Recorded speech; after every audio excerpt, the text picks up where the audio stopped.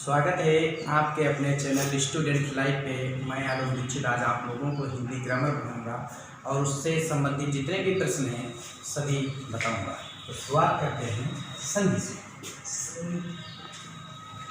संधि के बारे में सबसे पहले हम संधि की परिभाषा बताते हैं कि दो समीपवर्ती वर्णों के मेल से जो विकार उत्पन्न होता है, विकार या हम कह सकते हैं परिवर्तन, जो परिवर्तन उत्पन्न होता है उसे कहा जाता है संधि। संधि के पहले शब्द के अंतिम वर्ण और दूसरे शब्द के आदि वर्णों का मेल होता है। संधि के प्रकार से कई बार प्रश्न देखने को मिले कि संधि कितने प्रकार की होती हैं। ठीक, तो सबसे पहले हम बता देते हैं संधि के प्रकार या संधि के भेद। संधि जो है वो 3 प्रकार की होती है। कौन कौन सी संधियाँ हैं? सबसे पहले हम बात करेंगे स्वर संधि की। स्वर संधि के बाद दूसरी संधि आपकी है व्यंजन संधि। व्यंजन संधि के बाद तीसरी संधि आपकी है विसर्ग संधि। विसर्ग संधि। और अब सबसे पहले हम बात करेंगे स्वर संधि। देखिए, स्वर संधि की सबसे पहले बताएंगे परिभाषा कि क्या है परिभाषा। स्वर के बाद स्वर, स्वर के बाद स्वर अर्थात दो स्वरों के मेल से जो विकार होगा, विकार का अर्थ होता है परिवर्तन, जो परिवर्तन होगा उसे हम स्वर संधि कहेंगे। स्वर संधि के भेद, दूसरा प्रश्न यहाँ से बनता है कि स्वर संधि के भेद कितने होते हैं, तो आंसर होगा 5। ये बहुत इंपॉर्टेंट है संधियों में। सबसे पहले स्वर संधि पढ़ेंगे, इसके 5 भेद होते हैं और हर बार लगभग देखा जाए तो परीक्षा में यहाँ से संबंधित कोई न कोई प्रश्न जरूर आता है।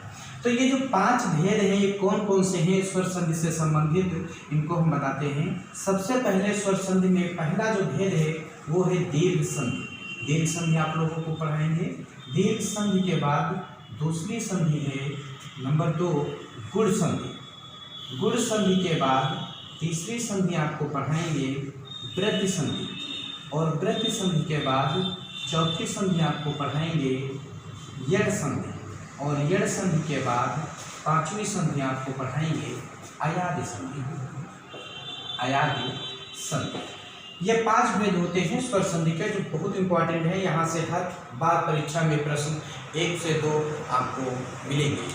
तो सबसे पहले हम शुरुआत करते हैं दीर्घ संधि की कि दीर्घ संधि में कौन से प्रश्न आएंगे, कैसे हमको करना है, कैसे पहचानेंगे, कैसे हम संधि विच्छेद करेंगे, तो इसके बारे में हम बताते हैं। देखिए, सबसे पहले दीर्घ का मतलब जानेंगे, उसका अर्थ जानेंगे। उसके बाद हम एक तरीका बता रहे हैं, वहाँ से आप लोगों को प्रश्न करना पड़ेगा। दीर्घ संधि। अब जानेंगे दीर्घ क्या है। दीर्घ का मतलब कुछ लोग कहते हैं बड़ा या बड़ी भी कह सकते हो। जैसा कोई शब्द हो उसका उच्चारण करें और उच्चारण के पहले हम बड़ा या बड़ी का प्रयोग करेंगे। कैसे करेंगे? जैसे कोई स्वर हो उसका जब हम उच्चारण करें उस उच्चारण के पहले बड़ा या बड़ी आ जाए, क्योंकि दीर्घ का मतलब ही अर्थ ही कुछ लोगों ने बताया कि बड़ा या बड़ी। हमने कई किताबों में भी पढ़ा, वहाँ पर भी ये लिखा मिलता है बड़ा या बड़ी। ठीक, तो इसके बारे में बताया ये गया कि जब कभी भी कोई एक ऐसा स्वर जब उसका हम उच्चारण करें तो उस स्वर के पहले या तो बड़ा आ जाए या बड़ी आ जाए, वो आपका मुख्यतः दीर्घ के अंतर्गत आएगा। तो जैसे पहला एक स्वर है छोटा आ के बाद बड़ा आ, जब हम बड़ा आ कहेंगे तो उस बड़ा आ के पहले देखो बड़ा आ जाता है, वो आपका दीर्घ हो गया। उसके बाद अगर हम कहें बड़ी ई, तो ई जब कहोगे तो उसके पहले देखो बड़ी आ गया। और जब हम कहेंगे बड़ा ऊ, तो ऊ के पहले देखो बड़ा आ गया। तो बड़ा या बड़ी अगर आएगा तो वो दीर्घ के अंतर्गत आता है। तो ये जो 3 स्वर निकल के आए, एक बड़ा आ, एक बड़ी ई, एक बड़ा ऊ, ये हमें ये पता चला कि अगर किसी भी संधि में बड़ा आ, बड़ी ई, बड़ा ऊ, ये 3 स्वर मिलते हैं तो वो हमारी दीर्घ संधि होगी। लेकिन अब कैसे जानेंगे कि कौन सा स्वर कहाँ पे मिलेगा? मैं इन तीनों से संबंधित अभी कुछ नियम बताता हूँ, जैसा कि किताबों में मिलता है और कवियों ने बताया है कि एक उन्होंने नियम बताया कि स्वर छोटा के बाद ये प्लस के पहले होगा और स्वर छोटा आए और इसको आप जोड़ोगे तो छोटा छोटा मिलकर के क्या हो जाएगा? बड़ा आ। दूसरा, छोटी के बाद ये प्लस के पहले होगा छोटी आए इसको हम जोड़ेंगे तो बड़ी ई होगा। अगर छोटा ऊ के बाद, ये प्लस के पहले होगा, छोटा ऊ आए और इसको हम जोड़ेंगे तो बड़ा ऊ होगा। अब बात ये आई, कहा गया कि संधि में जो भी शब्द बनेगा वह सार्थक होगा, उसका कोई न कोई अर्थ होगा। अब सार्थक शब्द बनाने के लिए छोटा के बाद छोटा आएगा, बड़ा आ बनेगा, ये तो सही है। मान लो प्लस के पहले छोटा आया, प्लस के बाद बड़ा छोटा आ आने से कोई सार्थक शब्द नहीं बन रहा है, तो हम क्या करेंगे? तो फिर इसके चार नियम और भी हैं जिनके बारे में हम जानेंगे। कि एक प्रश्न ये है कि स्वर छोटा आ के बाद में अगर प्लस छोटा आ आएगा और इसको जोड़ोगे तो बड़ा बन जाएगा। उसके बाद छोटा आ के बाद में अगर बड़ा आ आएगा, इसको भी अगर हम जोड़ते हैं तो ये भी बड़ा बन जाएगा। अगर बड़ा के बाद में छोटा आ आएगा और इसको भी हम जोड़ते हैं तब भी बड़ा बन जाएगा। और बड़ा के बाद में अगर बड़ा आ आता है, इसको अगर हम जोड़ते हैं तब भी बड़ा बन जाएगा। तो ये इसके चार नियम यहाँ पे बने। इसी प्रकार से बड़ी का भी बना कि छोटी छोटी बड़ी बन जाएगा, छोटी बड़ी बड़ी बन जाएगा, बड़ी छोटी बड़ी बन जाएगा, बड़ी बड़ी बड़ी बन जाएगा। कोई भी इनमें से नियम लगा सकते हैं। उसी प्रकार से छोटा ऊ वाले भी नियम बने कि छोटा ऊ बड़ा ऊ बनेगा, छोटा ऊ बड़ा ऊ बनेगा, बड़ा ऊ छोटा ऊ बड़ा ऊ बनेगा, बड़ा ऊ बराबर बड़ा ऊ बनेगा।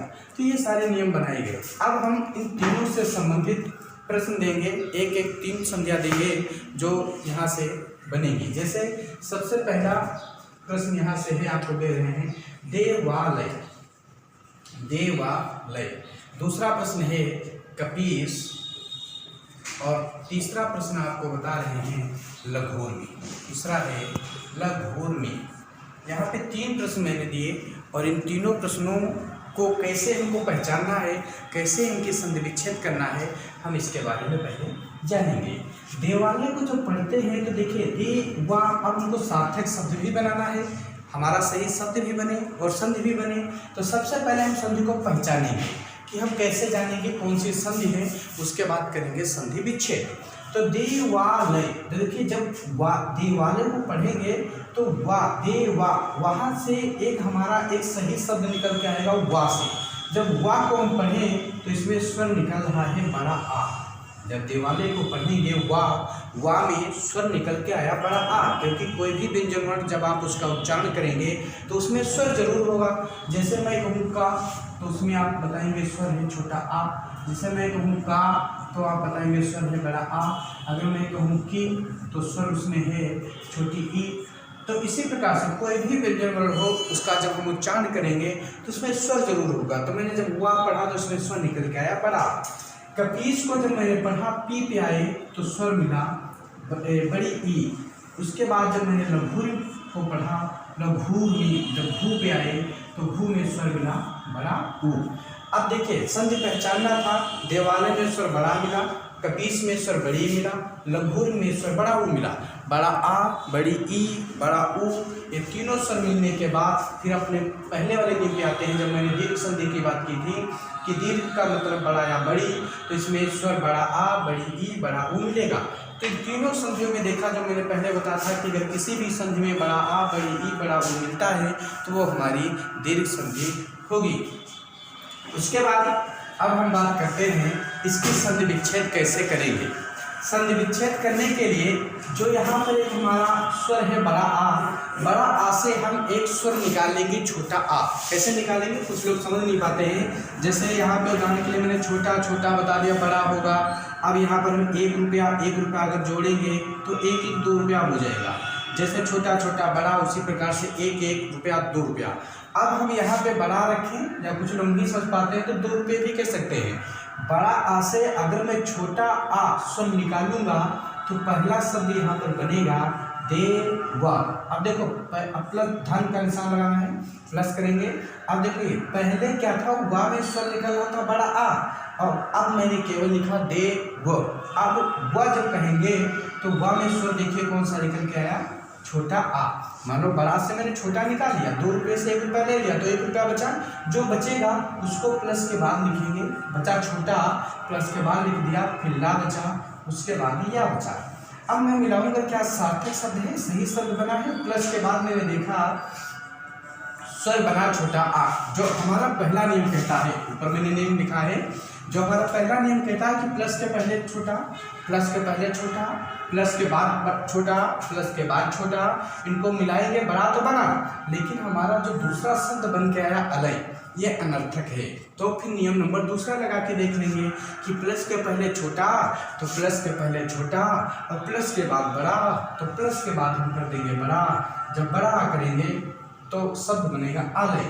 अलय अनर्थक है, आलय सार्थक है, तो बनेगा देव प्लस आलय बराबर देवालय। तो हमको अपने नियमों से प्रश्नों को करना पड़ेगा जिससे हमारा एक सार्थक शब्द बन सके। दूसरा मैं आप लोगों को बताता हूँ कपीस के बारे में कि कपीस का शब्द विच्छेद कैसे करना है। एक यहाँ पे नियम बता देता हूँ, वो अपनी जानकारी के लिए अगर इसको ध्यान रखोगे तो थोड़ा आप लोगों के लिए आसान हो जाएगा। अगर किसी भी संधि में सर्जम वाला शा मिलता है तो उसके साथ में धन के बाद प्लस के बाद आपको बड़ी ई का प्रयोग करना पड़ेगा। ये अगर थोड़ा सा ध्यान रहेगा तो थोड़ा आसान हो जाएगा, बाकी नहीं अगर ध्यान है तो नियम से भी हो जाएंगे। उसके बाद अगर किसी संधि में द्रा आता है तो उसके साथ में छोटी का प्रयोग कर देंगे। जैसे प्रश्न कपीस है तो सा मिला लास्ट में, तो यहाँ से आपको ये ध्यान आएगा कि जिस संधि में सर्जम वाला सा आएगा उसके साथ में बड़ी का प्रयोग होगा। जिस संधि में द्रा आएगा उसके साथ में छोटी का प्रयोग होगा। जैसे मैं कहूँ कपींद्र तो कपि प्लस इंद्र, तो कपींद्र में द्रा आया लेकिन उसके पहले जब मैंने कपि दिया प्लस के बाद इंद्र ही कहोगे। जैसे कहा जाए रविंद्र तो भी तभी क्या करोगे, इंद्र ही करोगे। तो इस प्रश्न को देखिए मैं फिर उसी तरीके से करूँगा। यहाँ पे स्वर बड़ा मिला था तो मैंने उससे स्वर छोटा निकाला था और जो बचा था उसके बाद लिख दिया था। उसी प्रकार से यहाँ भी करेंगे। तो कपीस में पीत में स्वर बड़ी ई मिला, इसमें से स्वर छोटी निकालेंगे तो बनेगा कपि। जब कपि बनेगा तो पी में देखिए स्वर निकल गया छोटी ई, बचा क्या, जब 2 रुपये से 1 रुपया निकाल लोगे 1 रुपया बचेगा। तो बड़ी से जब मैंने छोटी निकाल लिया तो छोटी बचा, छोटी लिख दिया, आगे शाह था शाह लिख दिया। इस आम का अनर्थक शब्द है। मैंने बता दिया कि अगर किसी भी संधि में सर्जम वाला शाह है तो उसके साथ में बड़ी का प्रयोग करना है।